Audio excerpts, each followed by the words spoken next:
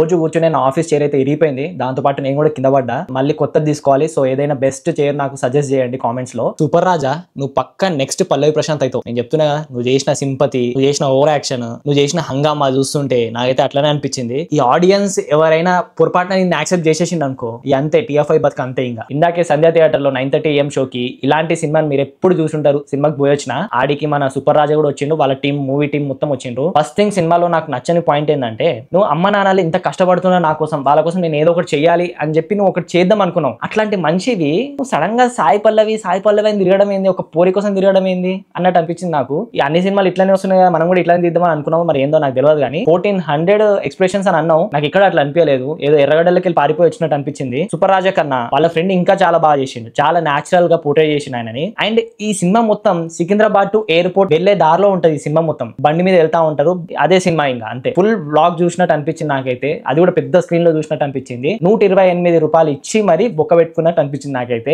ఇంతకు మించి సినిమాలో ఏం లేదు, లిటరల్ ఏం లేదు. నిజం చెప్తున్నా, దీంట్లో ఎడిటర్ కి ఏ ఖర్చు కాలేదేమో. ఎడిటర్ కి హీరోయిన్ అయితే అనవసరంగా యూజ్ చేసుకున్నారు, దీంట్లో వేస్ట్ ఏం లేదు. నాకు ట్రైలర్ చూసినప్పుడే డౌట్ వచ్చింది, వాయిస్ ఓవర్ చేసి కవర్ చేస్తారా స్టోరీ మొత్తాన్ని అని చెప్పి. నాకు చూసిన ఎంబటినే ఎప్పుడన్నా సినిమాకి ముందు ట్రైలర్ వేసుకుంటారా, వీళ్ళు వేసిండ్రు ఎట్లా వేసిండ్రో నాకైతే ఇప్పటికి అర్థమవుతుంది. ఫస్ట్ 10-15 మినిట్స్ ట్రైలర్ ఉంటుంది, దాని తర్వాత 100 మినిట్స్ మూవీ ఉంటుంది, తర్వాత అన్కట్ ఉంటుంది 100 మినిట్స్. మీకు ఎక్కడ ఇంటర్వెల్ కూడా ఉండదు. నా జీవితంలో ఫస్ట్ టైం నేను ఇంటర్వెల్ లేకుండా ఒక సినిమా చూసిందంటే అది ఇదే. స్టోరీ మొత్తం వాయిస్ ఓవర్ లో ఉంటది. వాళ్ళు బండి మీద ఏదోదో మాట్లాడుకుంటూ కూర్చుంటారు. సికింద్రాబాద్ నుంచి ఎయిర్పోర్ట్ పోయేటప్పుడు మొత్తం వాయిస్ ఓవర్ పెట్టి నింపేసిండ్రు. బ్యాక్ స్టోరీ మొత్తం అంతా వాయిస్ ఓవరే ఉంటది. సినిమా మాత్రం నాకు నచ్చలేదు. మ్యూజిక్ గురించి అయితే మనం మాట్లాడుకోవద్దు, ఏం లేదాడ. అన్ని ఊర్లలోకి పోయి అన్ని ప్రమోట్ చేసినావు నువ్వు, దీనికి ఫలితం దక్కిందా అంటే దక్కలేదంట. నేనైతే నిన్ను హీరోగా యాక్సెప్ట్ చేస్తారా అంటే చెయ్యరేమో అని అనిపిస్తుంది నాకైతే. బెటర్ లక్ నెక్స్ట్ టైం అని చెప్దాం అనుకున్నా, కానీ చెప్పాలని కూడా అనిపిస్తలేదు. ఇట్లాంటి సినిమా తీసిన తర్వాత షార్ట్ ఫిల్మ్ అన్న బెస్ట్ ఏమో దీనికన్నా, అట్లా అనిపించింది నాకైతే. థియేటర్ లో కూడా అయితే లేచి డైరెక్ట్ చెప్పేసిండు, సూపర్ రాజా నువ్వు వీడికల్ దింగే అని చెప్పి. ఎందుకంటారు, ఫ్రస్ట్రేట్ అయిపోయిండు. 1 hour అయిపోతుంది సినిమా, అప్పటికే